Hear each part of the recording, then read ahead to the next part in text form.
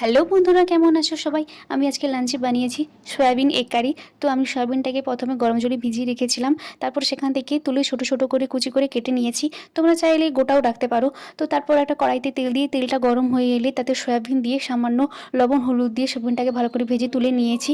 তারপর আবার একটা ডিম দিয়ে তাতে লবণ হলুদ দিয়ে ডিমটাকে ভুজিয়া করে ভেজে নিয়ে তুলে রেখে দিয়েছি। তারপর আবার কড়াইতে তেল দিয়ে তাতে তেজপাতা, শুকনো লঙ্কা, গোটা গরম মশলা আর জিরে ফোড়ন দিয়ে তারপর একে একে পেঁয়াজ, টমেটো পেস্ট, আদা রসুন পেস্ট, জিরে গুঁড়ো, ধনে গুঁড়ো দিয়ে মশলাটাকে সামান্য একটু জল দিয়ে ভালো করে কষিয়ে নিয়েছি।